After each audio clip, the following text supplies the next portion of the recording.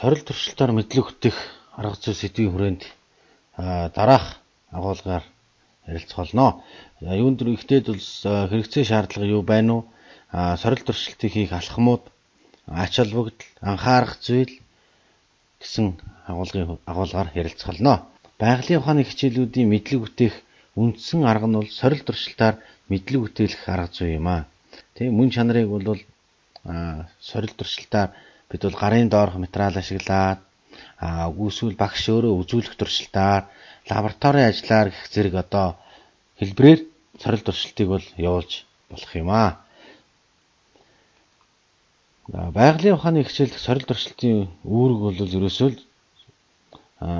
бодит үзэгдлийг харуулах, туршилтаар харуулах, зүй тогтлыг тань мэдэх, онлын ямар нэгэн томьёолыг шалгаж батлах, нотлох, сурагчдын өмнөх төсөөллийг тандах, техник ба өдөр тутмын амьдралд шинжлэх ухааны хэрэглээг бий болгох, шинжлэх ухааны төсөөллийг бий болгох, шинжилгээ судлах, арга барил суралцах, мөн сурагчдын сэтэл сонирхлыг өдөөх, туршилтыг дидактик үднээс аваад үзэх юм бол сургууль хүмүүжүүлэх талаас нь бол ер нь аливаа ажлыг нэгт бай, чанартай хийх, төвчээр хатуулшилтай ажиллах, ачаал даах чадварыг хөгжүүлэх, хариуцлах хүлээх чадварыг хөгжүүлэх, сэтгэл зүйн талаас нь бол ерөөсөө сурагчдын тэр өмнөх төсөөллөөс гадна тэр сонирхол, сэтгэлийн хөөрөл их чухал үүрэгтэй.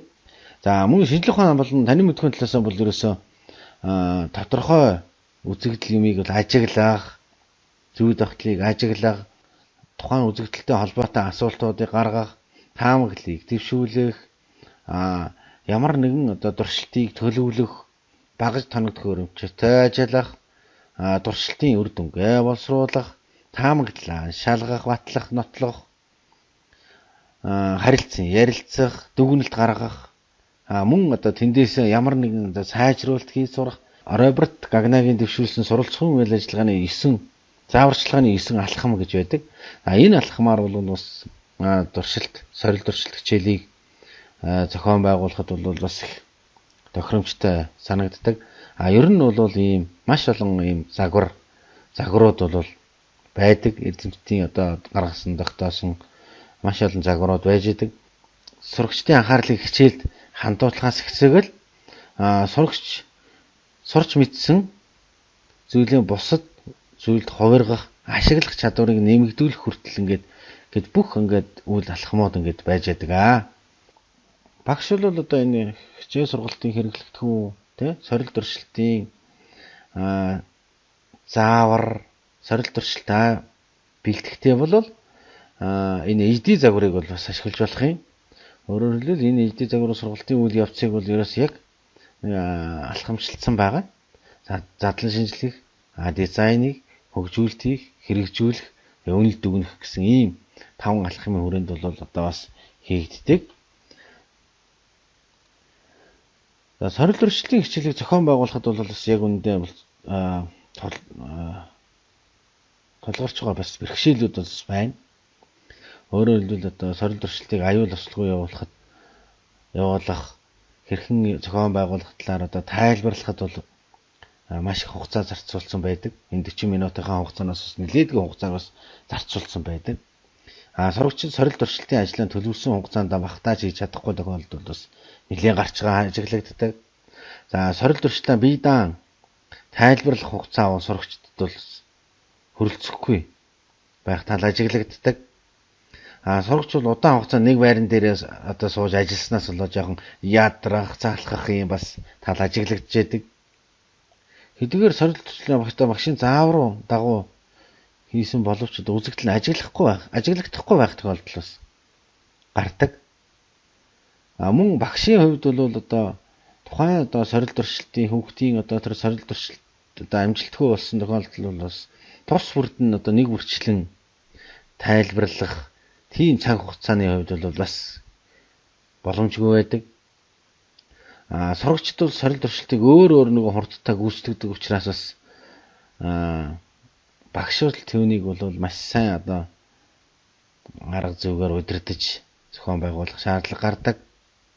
За мөн одоо багш нэг хичээлээр ангийн бүх сурагчдын хийж буй сорил туршилтыг бол бас яг үндэ бүгдийг нь ялангуяа одоо олон багаар ажилуулах ч юм уу тийм сурагч өөр одоо хийх энэ туршилт одоо сорил туршилтыг бол одоо бас багш бүгдийг хянаж амжихгүй ийм бас тохиолдлууд бас ажиглагддаг.